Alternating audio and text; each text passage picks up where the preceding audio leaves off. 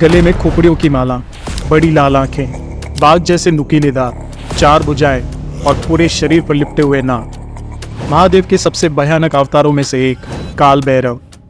भा यानी रचना, रा यानी संरक्षण और वा यानी विनाश। और काल जो समय और मृत्यु के चक्कर से परे हैं।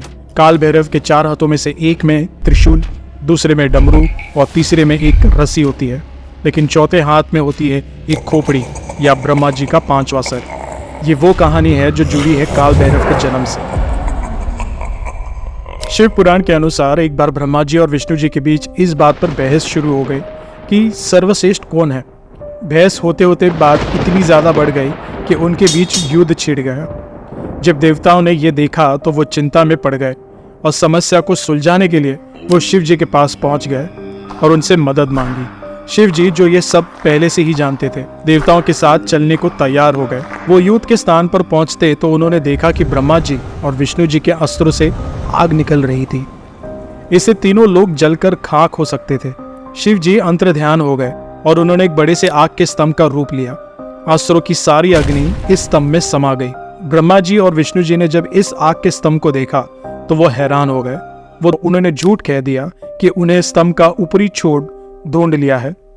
विष्णु जी ने अपनी हार स्वीकार करी और ब्रह्मा जी ने सामने सर झुकाकर खड़े हो गए। तब महादेव अपने असली रूप में आए। वो ब्रह्मा जी के कहे हुए झूठ से क्रोधित हो गए।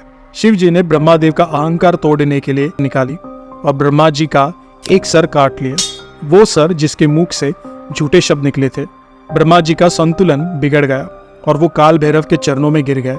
ब्रह्मा जी एक परम ब्राह्मण थे और इसीलिए काल भैरव पर ब्रह्मा हत्या का पाप चढ़ गया।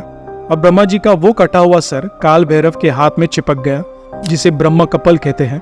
ब्रह्मा हत्या के इस पाप से मुक्ति पाने के लिए काल भैरव अलग अलग तीर्थ स्थलों पर गए, लेकिन उन्हें कहीं भी मुक्ति नहीं मिली।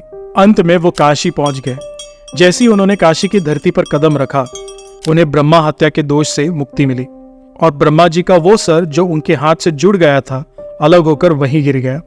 आज इस स्थल को कपल मोचन तीर्थ के नाम से जाना जाता है और इसी जगह पर काल भैरव का मंदिर भी है। ऐसा माना जाता है कि तभी से काल भैरव काशी में रहते हैं और यहाँ आने वाले भक्तों की रक्षा करते हैं। इस मंदिर में दर्शन करने से सारी नेगेटिव एनर्जी इंसान से दूर हो जाती है।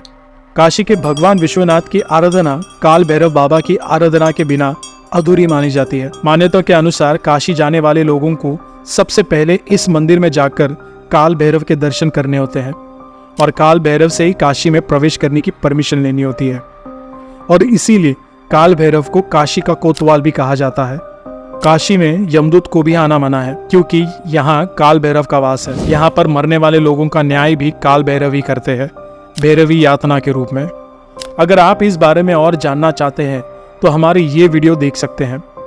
काशी के साथ साथ काल भैरव शक्तिपीठों की भी रक्षा करता है।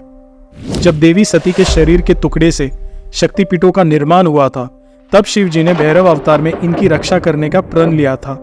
हर शक्तिपीठ के साथ एक भैरव का मंदिर स्थापित है, जिनकी आज्ञा के बिना कोई शक्तिपीठ तक पहुंच भी नहीं सकता।